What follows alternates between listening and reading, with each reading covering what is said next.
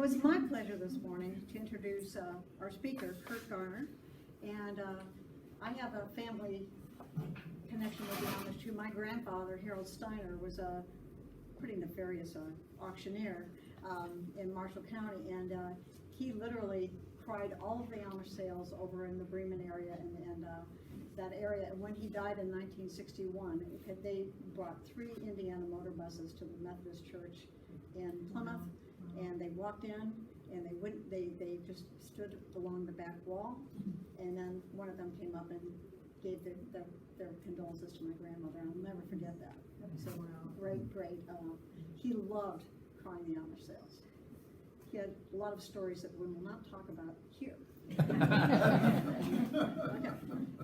But Kurt Garner is an architectural historian. That's an interesting term. With a bachelor's degrees in business administration from Bethel College and architecture from Andrews University. He was a project architect with Martin Architects in Plymouth for 12 years before he began a consulting and design business with a focus on preservation-related work.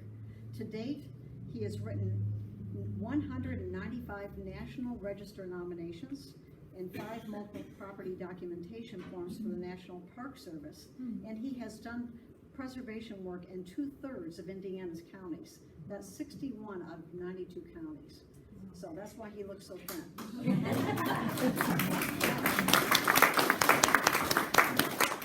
Of course, he has an extensive resume of civic engagement in Marshall County, serving on Plymouth City Council and the Marshall County Board of Commissioners. He is also the founder and president of Wautogan Valley Preservation Council. He is also integrally involved in Indiana Scenic Byways, completing byway nominations and corridor management plans for the Lincoln Highway, Hoosier Hills Byway, and the Old Michigan Road. His roots run deep in this Hoosier state, following a lineage that stretches back before statehood to pioneers of the Indian Territory in 1816. Similarly, his roots extend deep in Marshall County, where he was born in Bremen and raised in North Township.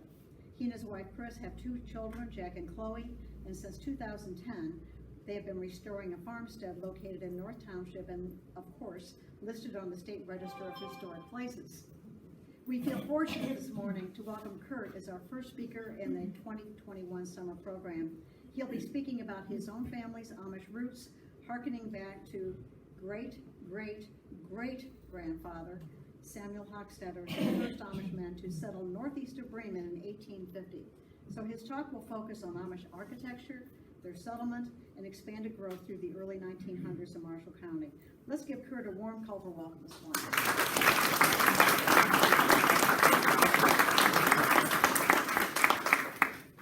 Thank you, Mrs. Littner. That was very kind and wordy, and you read what I sent perfectly. I will say, as of yesterday, it's 196 nominations. I finished that one, and there's a big announcement coming for number 200. As I understand it, and I've kind of verified this with some people that should know, that's more than 4-fold the number of nominations that anyone has written in Indiana, and more than anybody has written in the country. Wow. Thank you. I am pretty proud of that work. I get to see the whole Hoosier state, and it's just really pretty remarkable. I'm within about 2 counties of 3/4 now of the entire state. So I love what I do. I cannot have imagined being able to turn something that's more or less a passion and a hobby into a career like this. So I'm just incredibly blessed. So, but we'll talk about the Amish, and it's interesting how this kind of got started.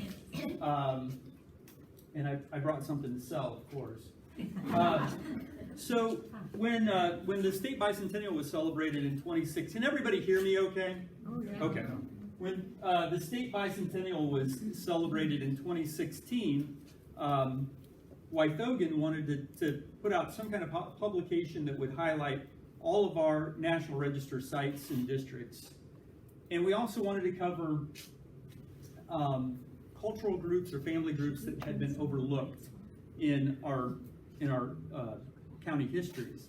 And so the publication which I brought, and we've got plenty of these, and Karen Redinger has told me to get rid of these. So making a deal, you know, you can take them away for $1 a piece, and you know, I'm just thrilled. Don't ask me for change though.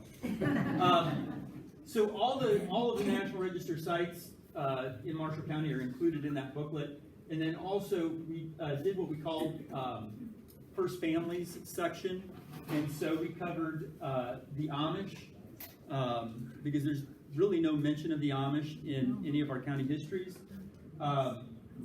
The Swedish enclave that developed near Donaldson, which most people don't realize is kind of an unusual thing. There's another one that developed up in northern Porter County. And then also the African Americans that came to Culver, and Jeff Kinney wrote that. I saw Jeff come in someplace. There he is. And then also the early Latino migration that occurred in Marshall County and how they came here. So that's really kind of how this started. And I'll share kind of an interesting fact here or situation in a second. Yeah, this is going to be touchy, isn't it? Okay, so my Amish lineage, this is what Mary had mentioned, Samuel Hostetler. So that was my third great-grandfather. So Jacob Hostetler was the first Amish of my family to come to America, born in Switzerland. This is what they believe is the original Hostetler farm homestead in Switzerland. Then his son John, and then his son Henry, and then his son Samuel. So that's Samuel who came to Marshall County in 1850.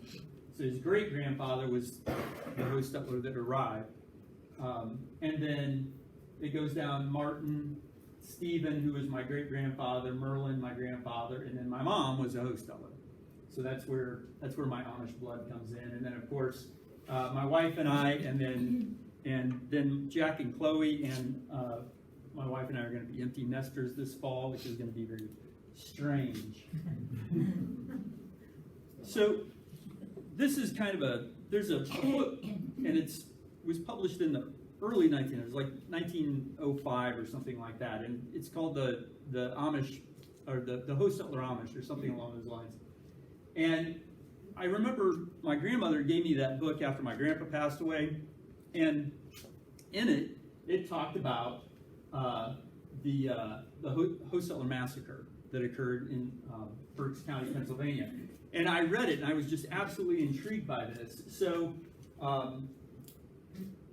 Jacob Hostetler's family that came to the United States, he settled in this little area, built his little cabin, and at that time, it's kind of during the French and Indian War, and they were pushing, trying to push back on settlement into the area. The Native Americans were. And so there was a massacre of the Hostetler family, and only a couple members actually survived. So the mother was killed, and then I think one son was taken captive and another son was killed.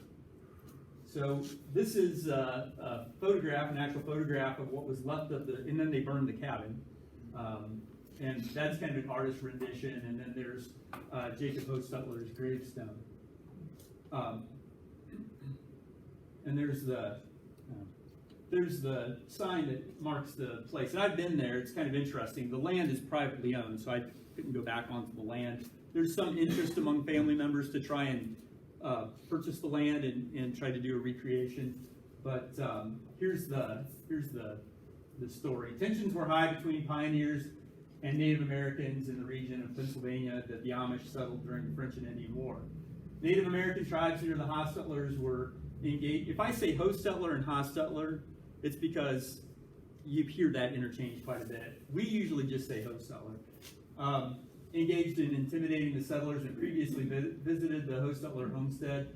In September of 1757, several Delaware tribesmen laid siege to the Jacob Hostetler cabin, setting it on fire and then killing those members of the family who escaped the flames through a cellar opening after surrounding the cabin.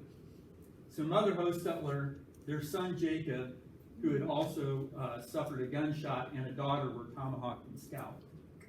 Father Jacob and sons Christian and Joseph were taken prisoner The eldest son, John, who would be my direct ancestor, was married, and he had a cabin away from the homestead, and so he was away from home and didn't know this was happening. Family lore states that Jacob insisted that they not return gunfire because it was not right to take a life of another, even to save one's own life. So, kind of holding to that Amish tradition of peaceful living. So, oddly enough, it's actually become a little bit of a tourist attraction there. So there's a tourist stop depiction that's located at Roadside America, which in itself is a tourist trap. But it's right across the street from where the Hostetler homestead was. The Jonathan Hostetler homestead actually was picked up and moved to an interpretive village not far from there. And then there's actually been books that have been published now, kind of recounting the story of the massacre. So, let's skip one thing. So we'll talk about how they came to Marshall County. So this is the northeast corner of German Township in 1872. And I apologize, I forgot to bring my laser pointer. So there were four main families that settled, the four first Amish families.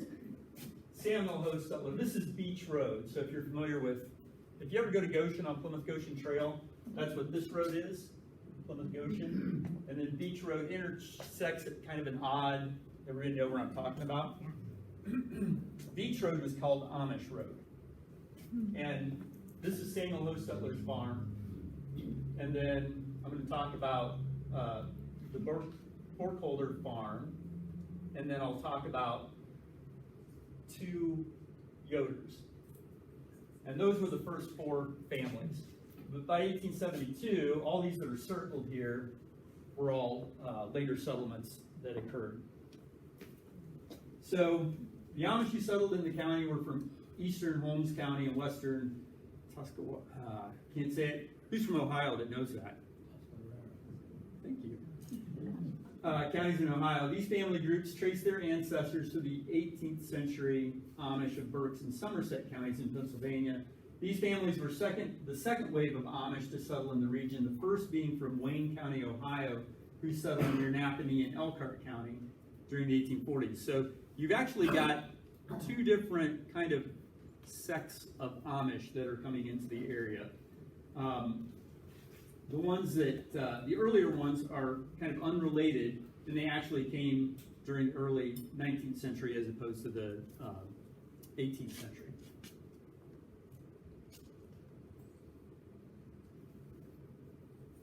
All right, here's that little nugget that I was going to tell you about. So, I'm standing in Samuel Hostetler's barn there.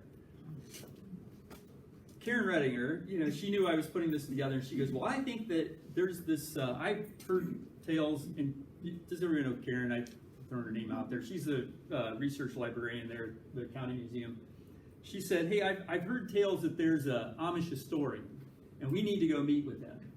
So I said, okay, that sounds great. So she sends me the address, and I thought, boy, that's got to be right about where my great-great-great-grandfather's farm is. It was his farm.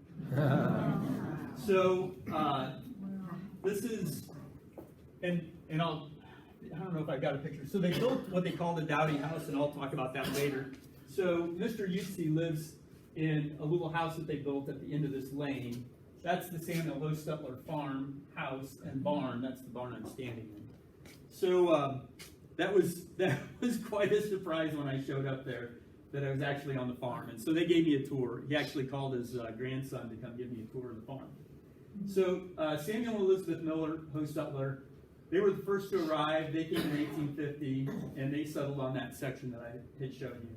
And then in 1852, John Burkholder arrived in the area with his wife, Rebecca, who was a sister to Samuel. So that happened often. They traveled in kind of family groups. And then they settled on Plymouth Goshen Trail, just beyond Beach Road.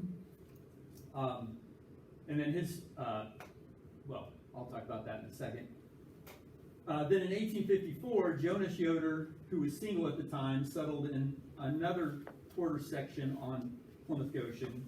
And then Felty Valentine, or his nickname was Felty Yoder, arrived in 1854, and I believe they were brothers, and he settled on the Northwest Quarter, Section 21, on the east side of Beach Road, so up and over a little bit. So, and I know you're not going to be able to see this very well, but there's this little, interesting little sawn design in the gables, top of the barn, and Mr. Utsi, who's the Amish fellow that lives at the farm, he said that that's the only barn that they know of that had that little kind of Pennsylvania Dutch kind of influence design in the barn. So that, I thought that was pretty cool. So anyway, yeah, I nerd out on this stuff. I apologize. I think there was like a quote, you know, that history comes alive. I made the quote, but I think it showed up in the newspaper. History comes alive when you have a connection to it, right? But even more so when you've got that bloodline connection. So if I tend to get excited, that's why.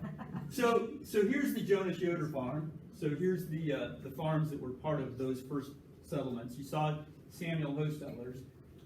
Does anybody recognize that? It's a pretty prominent farm up there on Plymouth Goshen Trail. The brick house at the top.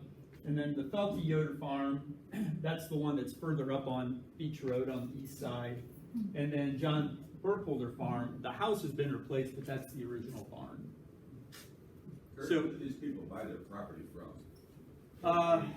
in the 1850s, they would have been buying it from people that would have been here and owned it, Okay. rather than buying it through any kind of land office. Right. Usually that was all kind of done before about 1840, 1845. Sorry. It's got a hair trigger. Okay, so stories of the early settlers. So these stories actually were given to me by Mr. Utsi.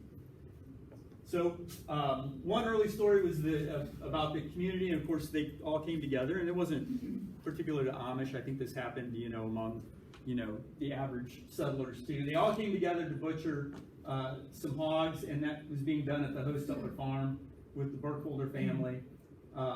The wolves were so threatening, drawn by the butchering, that the Burkholder family could not return home, but stayed on at the Hostetlers, because the smell of blood was out there, I guess. A hewn single log in the John Burkholder barn, built in 1858, is, imagine this, 22 inches wide by 14 inches deep by 42 feet long. His farm produced a great deal of the Indian artifacts that were kept with the house through the generations. So, I guess I never really thought about the Amish caring that much about their history, but they really do. And many of them, this is probably why the auctions were such a hot item, many of them wanted to make sure things stayed with the family or stayed with the farm. John Slabaugh erected a cabin and used blankets for doors and windows. He traveled to Goshen once a year for supplies. It was a 3-day affair. Imagine that. Traveling one day to and a day from the city and 1 day of shopping. He cleared his 160-acre farm with an axe. This was prior to the development of crosscut saw. And his entire farm was bounded by split rail fence. Jonas Yoder, who was one of the first four, came by way of the Wabash and Erie Canal to Logansport, then traveled to Marshall County by foot. Now that's interesting, because Logansport had a land office. So it might be that he was buying land at Logansport. Let's see. Yeah, and then he was the first teacher at the Weldy School, which is the original Weldy School, 1859. And was known for his strength and distances he could walk. He cleared I love these stories. He cleared 4-foot diameter trees on his 160-acre farm with a simple axe. This is how the stories of Paul Bunyan got started, I'm sure.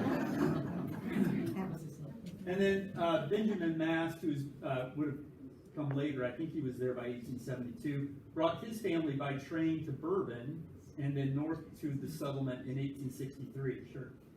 His two daughters, 2 years and 9 months old, contracted diphtheria during the trip. Died 10 days later, 12 hours apart. The father was so ill from an infected hand that his wife stayed by his bedside and could not attend the burial at Weldy Cemetery. And this is a picture of Weldy Cemetery. So Weldy Cemetery is the last road in Marshall County if you're on Highway 6. It's the last road on the east, at the east end, north of 6.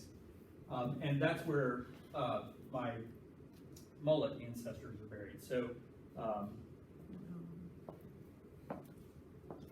yeah, Martin married Eva Mullet. Martin Hostetler married Eva Mullet, my great-great-grandparents, and that's where her family is buried.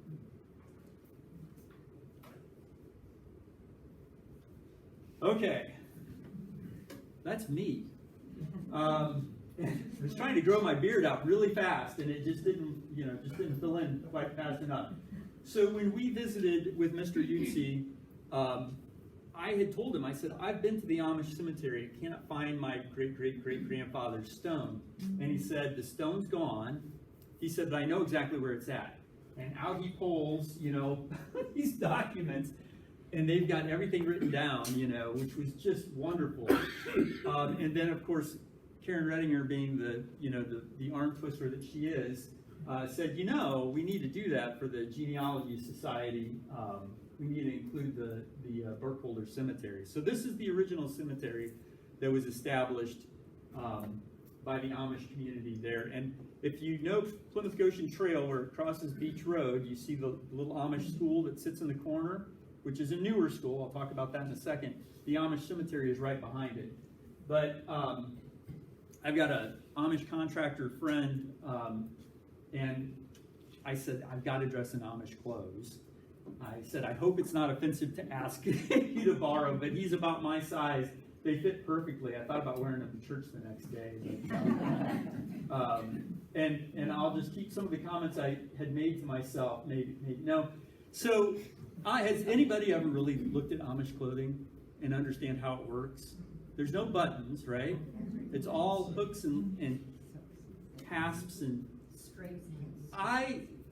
by the time I got those clothes on, I said, I don't know what they do if they have to use the restroom, because you'd have to just about take everything back off. And so when I was standing there, and I had an Amish audience that day, so I was trying to make sure I got everything correct.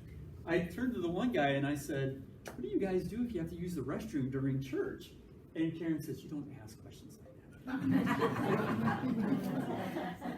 I felt emboldened to be able to ask that. So, did you get an answer? They just looked at me, and there was a chuckle or two, but I don't know. But anyway, so the Amish congregation established in 1853. So by that time, there were enough families there that they actually established a church, a congregation. And then the cemetery ended up on that piece of ground, and it was part of the Burkholder farm, even though it's on the other side of Plymouth Goshen Trail. John's son Jacob, or Jackie, died 6 months after they arrived in Marshall County, so he was the first that was buried there at the cemetery. And then of the 4 first families, Samuel, Jonas, Valentine, Felty, and John, they're all buried at that cemetery. So of the original, settlers, all 4 of them are there. So yeah, that's probably shouldn't have taken this picture. That's Mr. Yutzi showing us where Samuel's grave is at. It was really cold that day. I was dressed up. I was glad there were that many layers. Okay, so the Burkholder School is not the school that's there now, and it's right in front of the cemetery. So this was the main crossroads of their whole Amish community, right? Their church. Where do they have church at? In their homes. So the school really becomes kind of a functional piece, like identifiable piece of their community. So this is the original Burkholder School, and there's a date in here. So it dates to 1873, And it had gotten vandalized several times. It had gotten broken into several times. So they actually replaced that. I got a picture of it. But remember I said the Amish are actually really pretty interested in their history. They did not want to lose this. So it was moved up the road, up Beach Road, and turned into a Dowdy house, grandparents' house, on one of the Amish farms up there. So yeah, and it was in 2000 that they relocated to the Eli Miller farm. So I just thought that was interesting. I was glad I went out. I went out and took a couple of pictures of the Weldy School and of a couple of my family farms and of the Burkholder School. And it was like, within a few years after that, it seemed like they disappeared.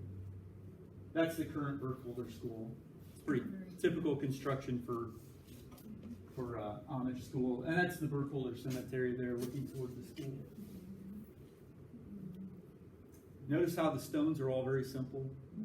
And I asked the guy that's the caretaker, I said, can I pay for a stone to be put up for Samuel Hostetler? And he said yes, but they like to make sure that they are all very kind of in unison, or comparable, I guess. So the Amish community grows. So in 1860, the census lists these names that are identified with the Amish community. Burkholder, Hostetler, there's 2, Mast, Smucker, Yoder, 3 Yoders, right? So Samuel Hostetler is there, Valentine Yoder is there, and John Burkholder. So those 4 families are still there.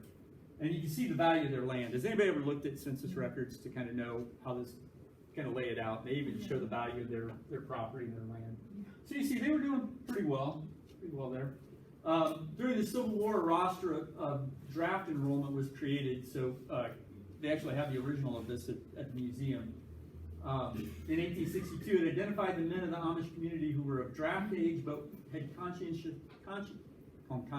objectors that were opposed to bearing arms for the war. There were 15 men listed in German Township who opposed bearing arms, and those included members of the Hostetler family, Yoder and Burkholder families, as well as a few others. Samuel Hostetler and Moses Burkholder were listed as ministers. There were approximately 8 Amish households in the 1860 census. The number grew to 16 by 1870, but fell to 14 by 1880. However, the numbers grew to 25 in 1908. So now you're watching that kind of expansion of the Amish community, and then to 40 in 1920. The church districts, so they're based on districts, okay, and then you've got your bishop that's the head of that district. It first expanded in 1906 and then again in 1916, 1922, and 1928. David Hostetler, which I think was one of Samuel's sons, was the first Amish bishop for the congregation, and he settled on what became the Weldy farm, so in that area where Weldy Cemetery and School are at. And Jenny had asked me kind of an unfair question at 10 o'clock last night. She said, so of the Amish that come to the farmers markets here in Culver, and if you're familiar with Harvest Moon, the store, like that area kind of around Fulton, she said, are they kind of part of, and I remember Mr. Utsi, and like I said, it's been a few years ago, I think it's 2014 or 2015 that we were visiting Mr. Utsi. I think he said that the district split and they created a church that was a church or district that was kind of around the Argus area. So if you know, around the Argus area, there's been a lot of influx of Amish. But I don't know that they're the same group that are right across the county line. I don't know if that's more of a Mennonite. Well, I know there's Mennonite, but there are Amish there too. I don't know if they're like coming over from Kosciuszko County or up from Napanee. I don't. He didn't mention that group specifically. He was talking about the ones around Argus. So, yeah. Could you kind of, though, just go over the beliefs of the Amish and in 2 minutes? I'm not a faith historian. I'm an architectural historian. Well, I mean, there is the obviously they don't believe in war, so they don't believe in bearing arms. And I'll get more into that when I get into my family, okay, or later on. But obviously, they believe in simple dress. They don't want anything that, would be showy like buttons or jewelry or rings or anything of that sort. The colors are muted. The interesting thing is, and I'm not even going to get into theology. Those are just the things that we see. I know. Come on, you can come up here. Do you want to talk about it? So, the interesting thing is that the bishop makes a lot of those decisions. So, there's a large Amish community over in Adams County, and there you can't have enclosed buggies. So, it all kind of depends on, it's really kind of the decision of the bishop on how they... Okay, buttons are fancy? Buttons are too fancy. Take those earrings off, Jenny. So, and I should say, and I'll, like I said, I'll get into this a little bit more a little later. Our family reunions, they came to, so we had a Hostetler family reunion, and there were two brothers that married two sisters, the Hostetlers and the Ewalds. And so my great-grandfather was the first to leave the Amish church. So, and it was he and his brother, and so his brothers would come. And so I never thought it odd, of course I lived up by Bremen, never thought it odd that the Amish were coming to our family reunions. It just kind of, they're all Hostetlers, right? So, I don't know that I even paid that much attention, even as a kid, to like what separated us. I mean, obviously they were there in buggies and horses, but anyway. So maybe I'll touch on more things as we get into it. They do have gas-fired engines. They just can't go into a car or a truck. Don't ask me that. I don't understand that. All right. So I'm not going to go through all these, but here's the 1870 census that lists all of the Amish names, and then the 1880 census. And I've tracked all these, so we've got a pretty good record of the growth of that community in Marshall County. And all in German Township, right? And really all up in that one area, the northeast corner. So here's later generations.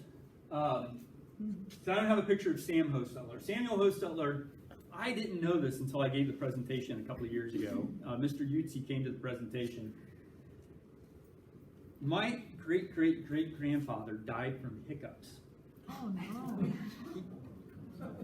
He showed me the letter. He kept the letter. Mr. Utzi had the letter.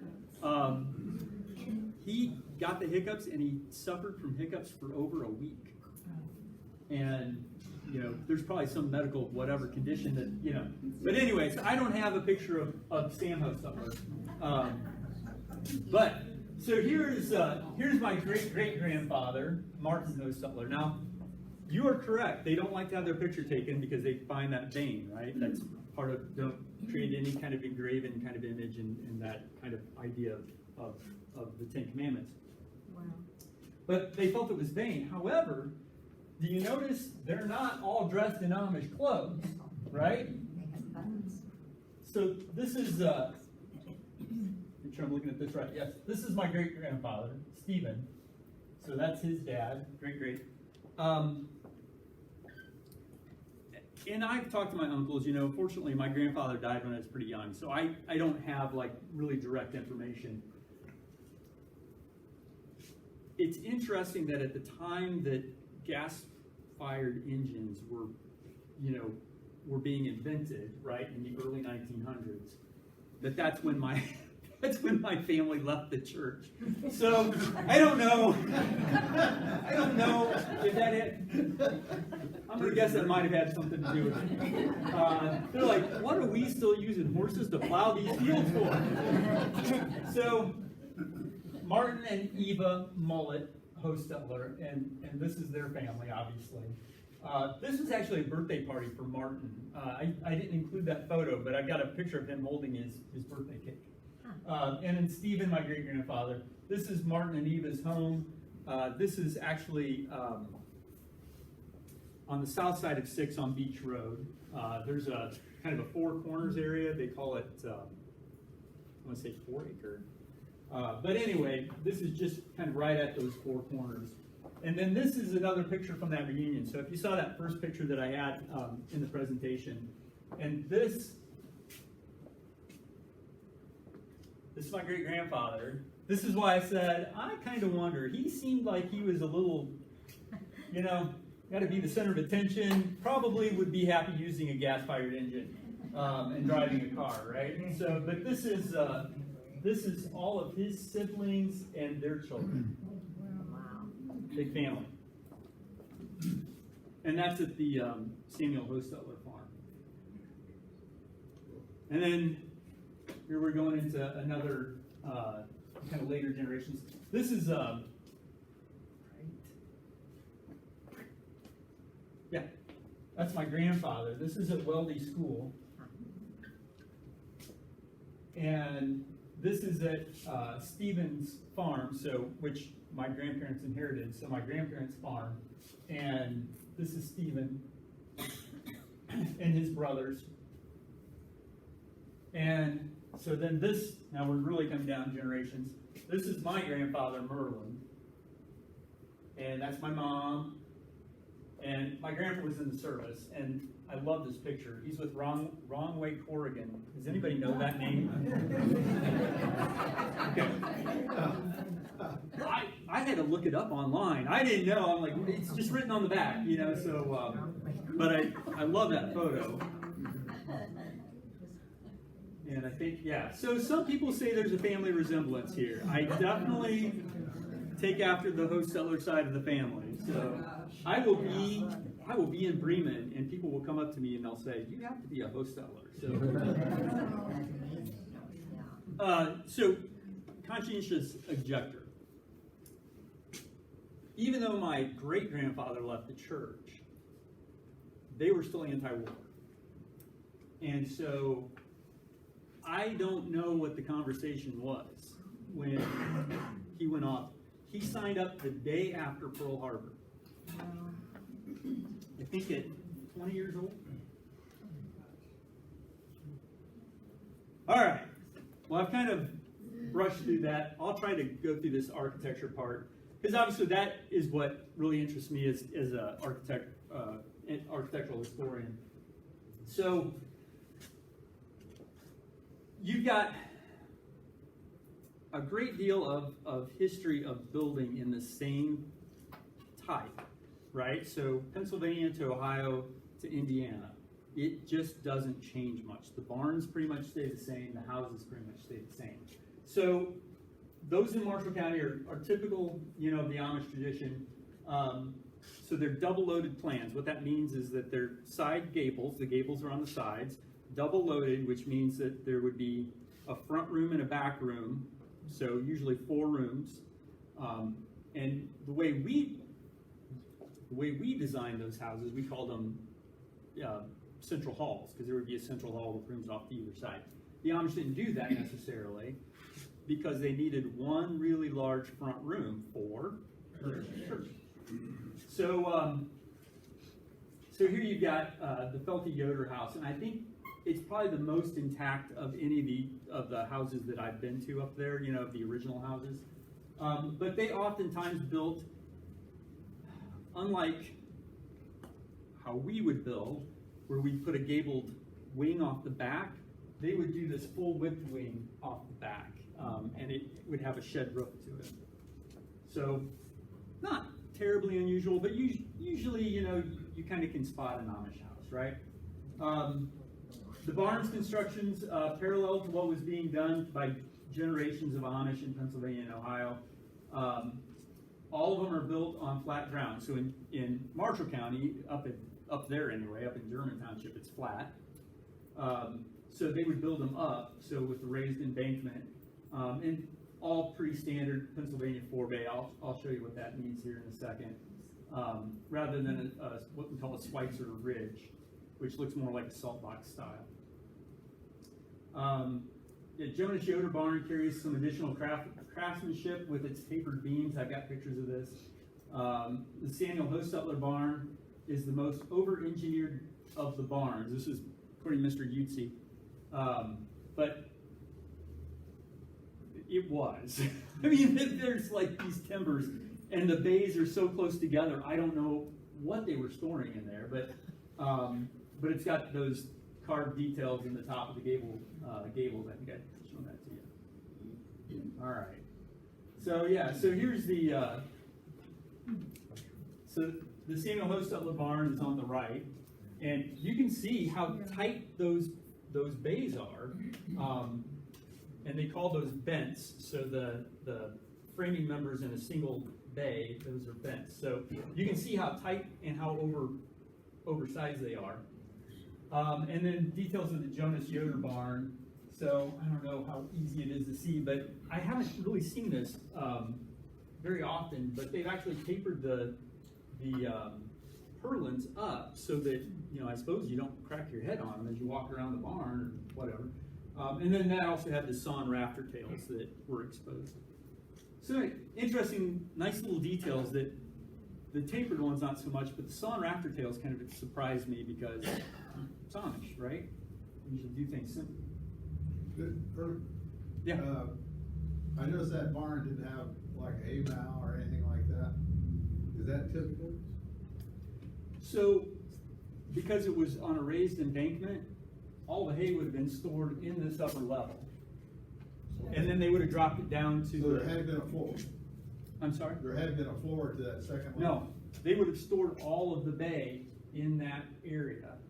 And then they would have dropped the hay down or whatever, because the cattle would have been below I got you. in the basement. We call them basement barns or bank barns. Okay, yeah. They built it up so that, yeah. And then there was oh gosh, they call them tramp sheds, I think. Use that term carefully. But they would build those off the back then sometimes, and then they would throw the hay out the back doors. But usually they use these for threshing too. So the hay would go to kind of either end, and then they would have the middle part as the threshing floor. So typically, even if it wasn't a bank barn or set up in that layout, typically they didn't use an upper level for storage. Imagine all the hay being loose. Right. See, we think about bales, right? But Well, all the hay would have been loose. So But they used to have, the hooks. yeah, the hooks. Yeah. And if you look here, I don't know if the hook's still there. It might be. But you see the suspension, the pulley, and the rope Yeah, there? yeah. That's, That's what you had. yep. And they would, you know, they were more like giant claws, right? Yeah, right. Rather than, Right. and it would pick, yeah, hay for it. And they would pick up whole bunches of hay. So, you know, somebody's But asked they me could that have about, they could have brought it in the barn that way and still stacked it. yeah. Or that's probably what they did though. People ask me that about my barn's not too unlike this, other than it's not oversized like this.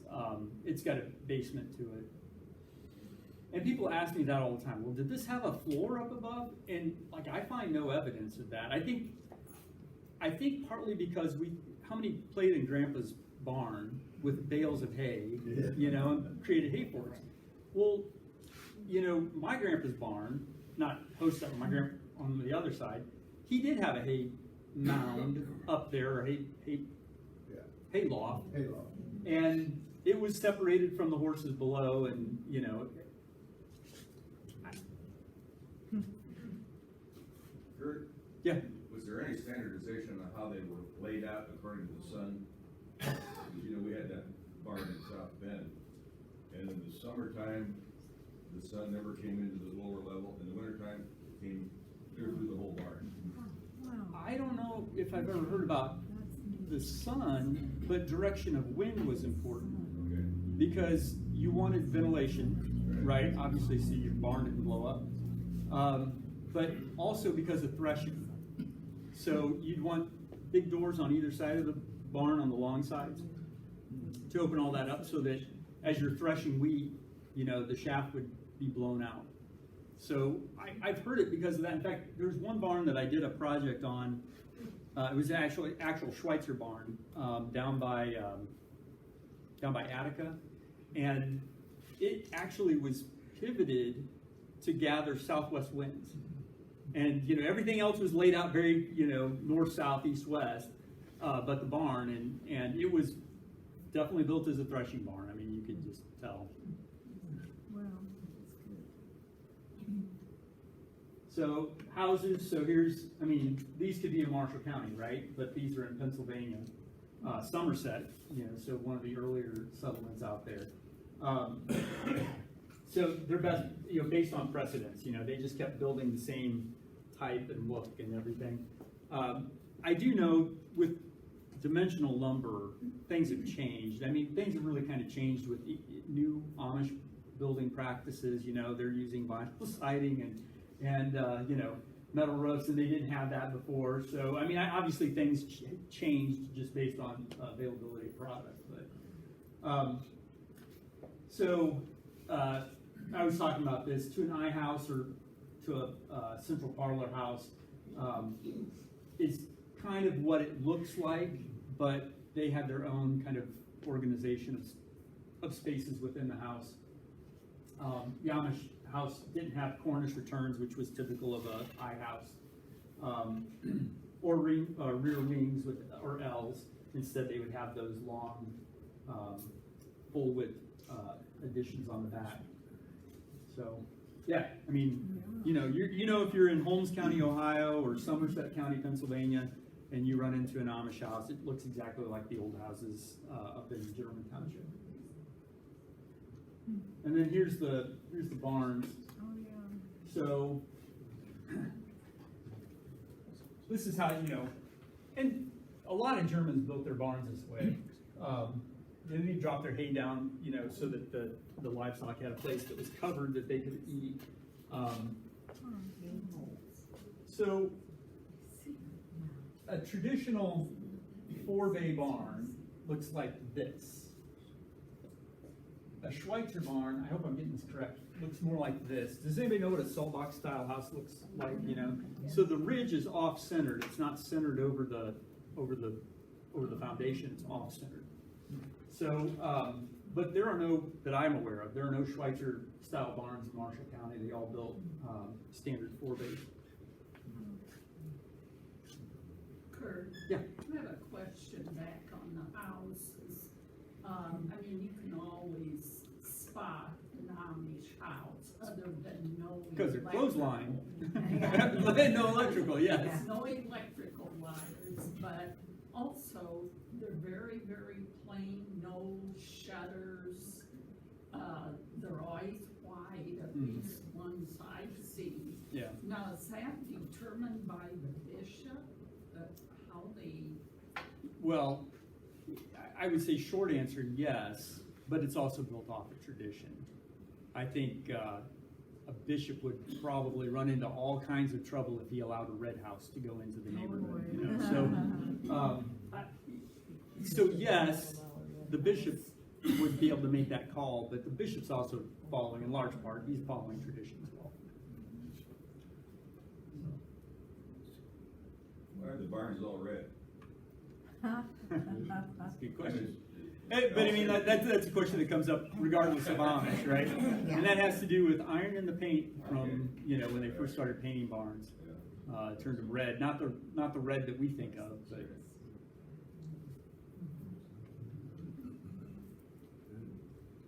No, going the wrong direction. Okay, that barn is one of the oldest barns in Marshall County, with the Amish, and it's right on Plymouth Goshen Trail. It was part of the Jonas Yoder farm, dates to about 1855. Very simple, and I think, yes, it does have the salt box style gable, but it's not built up on a bank barn, so you can't really call it a Schweitzer barn.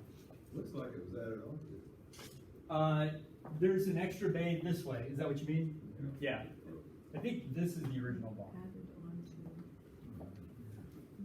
And then that's a historic photo that they had, and they believe that it's the original Jonas Yoder farm. That's the brick house that I showed you. The original house burned. The barn is still the same, but that's why they built it out of brick, which you don't see too many Amish farms with brick houses.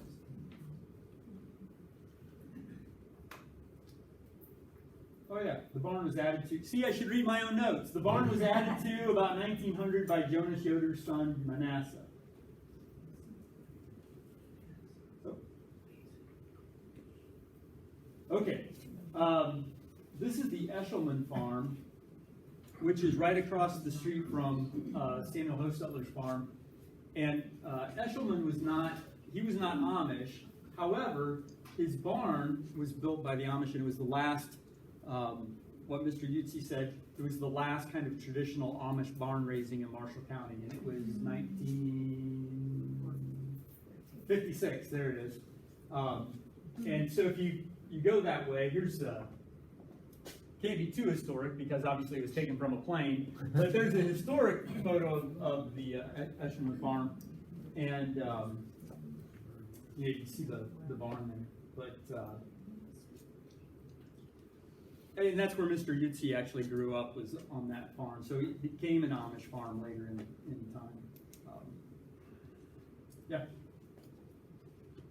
Put there, Mr. Utsi lives at the Dottie house on the Sam Hostetler farm. So part of the tradition is to build little houses for the grandparents, so the grandparents don't need that giant house anymore, so they build what they call dowdy houses, up in the corner or someplace on the farm. And so you've probably seen that if you go up onto, up in that area, you see these little dowdy houses. And my son Jack wants to live at our place at some point. So I told him, I said, well, the deal is, build mom and dad a dowdy house.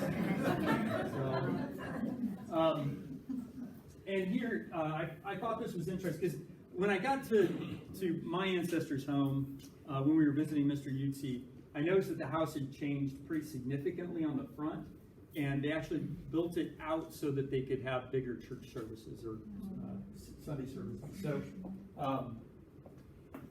you can kind of tell this is where the original house stopped, and then they built it out, almost like you would enclose a porch or something.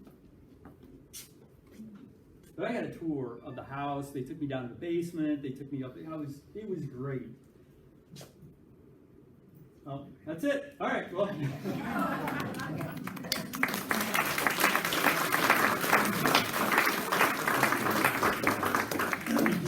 I should have pointed out, again, why I think my great-grandfather was probably all too inclined to use a motorized vehicle. Here he is. He's got a little bit of a swagger to him, standing on the end down there. And I had so he married, oh my goodness. So my great-grandmother, the woman that he married was so strongly German, and so pious and religious. No offense. I'm not calling you fun. We're going out for lunch afterwards, by the way. John and I are friends. But it was really interesting to me to because I knew my great-grandmother. I didn't know my great-grandfather. She lived to be 98. So I knew her. She died when I was in college. It was really interesting to me that the two of them matched up, because it seemed to me like he was trying to get away from that, right? But she was very strong in prohibition. I'm not so sure that she didn't wield an axe or two up in Bremen, busting up kegs. But I was doing some work for, used to be Salem Methodist, now it's Bremen Methodist Church, and that's where they attended. And my cousin actually, or my mom's cousin, was taking me through the church, and he pointed to this spot outside the church, and it was this stone sill, kind of up on one of the windows outside the entry doors. And he said, that's where your great-grandfather left his cigar, so it could go into service, and it would be there when he came back out. So, yeah. And then I should have put a photo of this. Remember when I said there was that issue of, he was still anti-war? And my grandfather, when he signed up, he did ask for like only office duty, kind of desk kind of jobs. But and we have this in our house. So the story goes that when my grandfather went off to war, that was quite a difficult thing for the family to take in. So their farm that was up on First Road, kind of northwest of Bremen. My grandfather had these letters printed out, these words, giant, cut out of wood and put up above the door that says "Peace on Earth." And I assume, that I don't think he was doing it to thumb his nose. I think it was more a matter of saying, this is what we desire, right? And so then the words came down, after my grandfather got home from serving. My uncle went to Vietnam, the words went back up. And that's where they stayed until they sold the farm. And my mom, being, my mom inherited that, you got to hold on to your history. She stopped and asked the people if she could have those because she noticed them come off the barn, a couple of years after it sold. And she gave them to me, thinking I'd put them up on my barn. And I'm like, I'm not putting those outside. So they're up in our dining room. We've got this long plate shelf. And so we've got that Peace on Earth up in our dining room. So I should have thrown a picture of that in. It's kind of a neat little story that kind of shows how there is a little bit of trace of that, Amish idea that kind of lasted into the generations. But anyway, does anybody have any questions? Sure. I did, and you may have mentioned this, but did you talk about your family's approach to medicine and how, what is it, typical going to the doctor, or was it decided by the bishop? Well, of course, I'm generations removed. Right. We take our medicine. It doesn't take too much pain for me to pop a pill. So I'm going to guess that they probably, well, I'm sure they would have had to have anything that would have. They're Amish doctors. Yeah, there certainly are. There's one last I knew because my wife has family who go to one. But I wonder about in terms of like inoculations and those kind of things because they are somewhat, I know that's been an issue with COVID. So. Just a couple little culvert related things. One, a friend of mine said he was driving through Napa in the area some years ago, 10 years ago, and they were cutting ice on the pond, which might be of interest to culvert folks because most of us know about the ice harvest. It's such a long tradition in Lake Mexico. They still do it the way we used to, the way Culver used to do it. He actually said he saw a little boy who was playing and he fell in the cold water. And they just sent him home to change. He said it's like 3/4 of a mile. So he offered the kid a ride. He's like, I don't know if I should do it, but he drove him to his house. Because the poor kid's soaked, on this like 20 degree Maybe day. that's why my great-grandfather left, Maybe it had nothing to do with gasoline. It was like, I'm done with this. But just the other thing, when we talk about the local ones, and I think it was Don was telling me, and I know this because my wife has family in Ohio that are German Baptists. And I actually spent some time being babysat by a German Baptist couple that lives south of Colton when I was really little. And I always thought they were Amish, but they weren't. So I thought you were saying that you talked to some of the folks you think they're Amish, and they're German Baptists, which would look to us almost identical in terms of lifestyle. And I think that might be who's around here. There's some German Baptists. I know there's a large. Out there in Fulton County and up toward Rochester and south and east of Rochester, old order men. Old order. Okay. I know that there's a German Baptist congregation, like as you get down into Cass County. Okay. I don't know. They would look to us like Amish. How they look from the place in the old order. Well, Yeah. I would like to know where does the bishop get his authority, and the bishops that declare that in Northern Indiana, they shouldn't have enclosed, wagons or, but Yeah. I just don't understand that, and I think, of what value is it to have people in Northern Indiana and Southern Michigan in buggies without a cover? I don't understand that. I don't know that I can answer that. There's things so I can speak a little freer this time. At the last presentation, Mr. Yutzi was there, and he brought some family, and so I felt a little more guarded with what I said. But I get that there's things that we look at and we're like, well, they can use a gasoline engine to mow their grass. Why can't they put one in a car? Because that seems, kind of. I guess probably from getting so well acquainted with the stories, I just step back and I think, my gosh, how have they managed to hold on to their traditions for centuries? You know, it's not been that long ago since we all started, you know, happen to have our phone with us, you know, 24/7. I have a lot of respect, regardless of why I think they've arrived at some of the decisions that they've arrived at, if that makes sense. I mean, I'm not, you know, I know that there's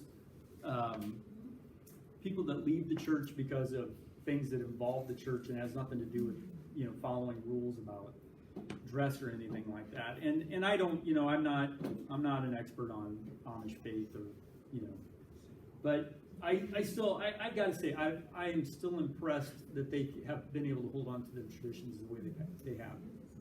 Yeah. Kathy's brother lives in rural Nappanee, and so he lives in the heart of Amish country.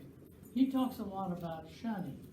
When these young men, I think it's only the men, but maybe at about age 18, just go off and do their thing, drive. Rumspringer. Okay. Oh, yes. And then, at what, 21 or 22? They make a decision whether or not they come join back the in, church. Yeah. and if they don't come back in, they are shunned. Yeah. Now, you're talking about your father and grandfather and all. Great grandfather. Yeah. Grandfather. I wonder if they were shunned. Well, you know, and that's part of why I find that photo so interesting, because that's 1913, Right. and half of them are still Amish, and half of them are not. And so I don't, you know, but like I said, you know, when we would have, anybody ever go to the Holy Walk in Bremen when it was at Huff's Hill? Anybody ever? It's really something to go to. They moved it to another location, but that's where we always had our family reunions, was at Huff's Hill. Loretta Huff was my grandfather's sister, so that's where we'd have our family reunions. You know, our family wasn't shunned to the point where they weren't coming to reunions. So, you know, I don't know at what point, you know, shunning becomes, how do I say this? At what point the shunning ends? I don't know. Yeah. Good question. To a lot of this, I'll shut up, but I mean, this is very parallel to what Jewish law was about. Jewish law seems arbitrary to us. A lot of it was also about keeping you separate from the people who necessarily go off the path of God. So I mean, a lot of this, I mean, individual bishops, but I mean, really, wouldn't you agree? I mean, a lot of this is about keeping them from the image. You know? Right. So the main goal, you can quibble about gas dryers, but the main goal is so that you don't become so interdependent on Babylon, you know, that you become tainted, you become sucked into this anti-God. That's their view of God. Right. So, I mean, it's very much what the Jewish law was about. I mean, why can't you eat an insect? Well, it's not, you know, it's more about keeping you away from pagans than it is about whether God's like, you know. So, I mean, I'm just. No, I think that's pushing a little speculation. I think that's probably right. And certainly the Amish interact with the non-Amish. It's not that you can't interact with people, but I would guess, you know, to your point, there's probably a point in time where if you've made the decision to leave the church, that you are going to suffer the consequences. We had a young man, Amish, who did some work for us and laid bricks, one of it. He had probably a $60,000 truck, which he couldn't drive, but that kind of thing had two of them. And then he got to talking to me about boats, and I wondered if he drove the boat. I don't know. Yeah, I don't know. It's that's a strange thing. And I've worked with a couple of different Amish contractors. You're right. They've got their driver and yeah. We had a crew from Millwood. Millwood does quite a bit of work down here. We had a crew from Millwood put a roof on when we lived in town, and my wife said, because you know I was at work at that time, I didn't work from home, and my wife said they wouldn't ever come into our house. They they talked to her as a kind of a last resort kind of situation. But they were also all young, I think, unmarried men, you know, and so, you know, I find it kind of fascinating. There's parts of me that think maybe we need a little bit of that, you know, nowadays, but, Those yeah. were social rules among the non-Amish 100 years ago. Yeah, right? Yeah. Sorry. We got a big barn in Yeah. South Bend, and Ivan Hostetler, I don't know if he's related to me, was who I had to pick up every day. Yeah. And then he would tell us what other farm to pick up the other workers. Oh, yeah. He couldn't drive, and he didn't have any power tools, so he could use all of our power tools.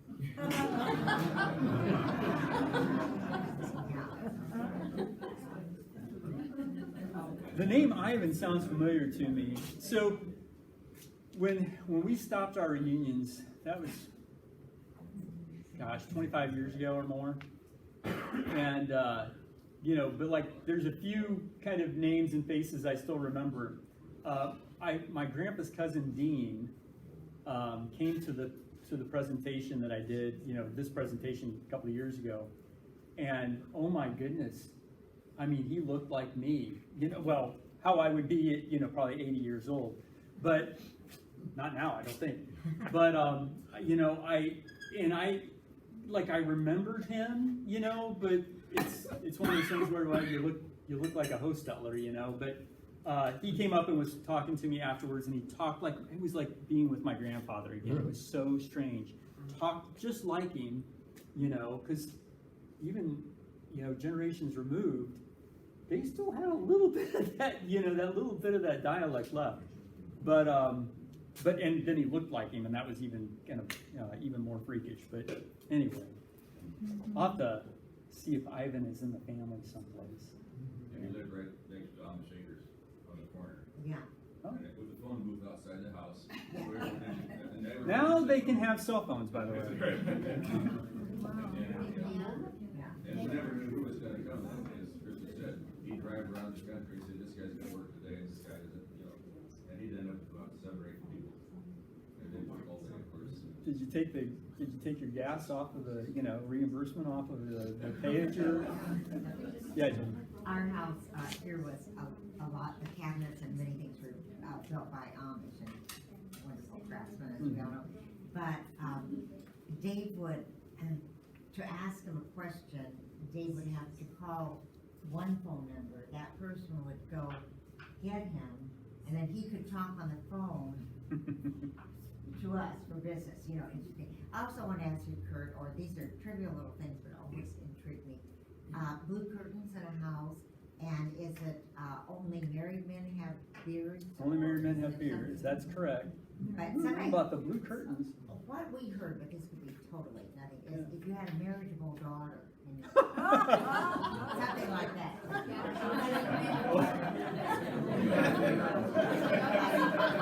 She's available. That's I suppose you need a sign, right? If I'm correct, the bishop does have to approve the marriage, if I'm correct. Well, and the bishop would probably perform the marriage, I would assume, so. I don't know about the blue curtains, I had not heard that. Yeah. I'm gonna make sure there's no blue curtains in my house. Yeah. Yeah. The architecture of the barns with the animals below, I also thought, because of the way they built the foundations, that they needed the heat from the animals to. You hear that, well, I think that was oftentimes the reason why they had true bank barns or basement barns, because then the livestock could keep themselves warm, you know, because most of these, you know, you think about, they were coming from Pennsylvania, so a lot of times these were built into the hillsides. You know, German Township has no hills, so unlike Culver. But, I mean, there's actually a barn that we have, and we have to keep, it was an old Amish barn, but we have to keep animals, they told, I mean, we've just been doing it over the years, to keep the animals in there, even if they're not our animals, to make sure that the heat for the foundation.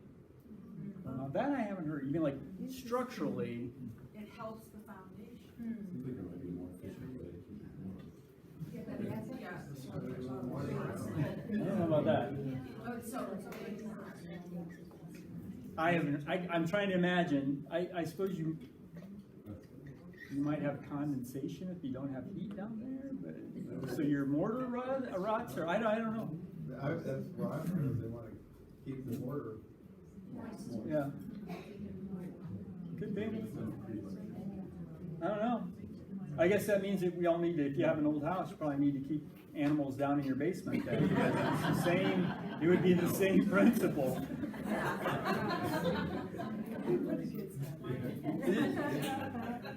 I know this is kind of stretched out. Are there any other questions? I'm certainly happy to answer. I'll stick around.